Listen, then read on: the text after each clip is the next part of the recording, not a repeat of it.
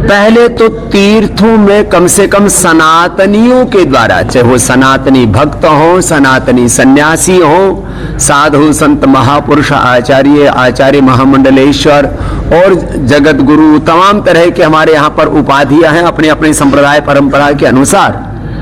शंकराचार्य जी आदि हमारे जगत गुरु भगवान के स्वरूप में हम उनको भगवान शंकर का और हमारे श्रद्धेय पूजनीय शंकराचार्य जी भगवान जी का हम उनको विग्रहवान स्वरूप मानते हैं। तो किसी भी शंकराचार्य जी के द्वारा कोई विवाद ना हो ऐसी हम अपेक्षा करते हैं। और भैया अब जो साधु है वो विवाद किस बात का करेगा? कम से कम धर्म स्थान पर, तीर्थ पर तो कोई साधु विवाद नहीं कर सकता। कहीं पाप अधर्म अन्याय हो रहा हो तो वहां साधु कहे कि हम परित्राणाय साधुनाम विनाशाय च दुष्कृताम करेंगे, लेकिन तीर्थ में किस बात का विवाद? ना कोई यहाँ पर भैया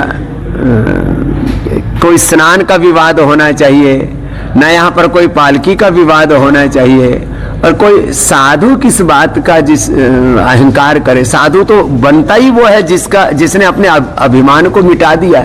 साधुता की पहली सीढ़ी है निरभिमानिता।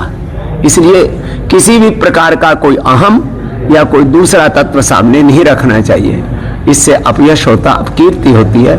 हमारे विरोधी तो दूसरे जो सिर तन से जुदा करने वाले ही बहुत हैं, जो गजवाए हिंद कायम करना चाहते हैं हिंदुस्तान में, जो अलग अलग प्रकार से कोई यहाँ पर ईसाईकरण कर रहा है, कोई मुल्क का देश का कोई इस्लामीकरण कर रहा है, कोई और अलग अलग प्रकार के उल्टे पुल्टे कामों में लगा हुआ है। तो सनातन के शत्रु बाहर ही बहुत, उन्हीं से हम लड़ लें, आपस में तो ना लड़े।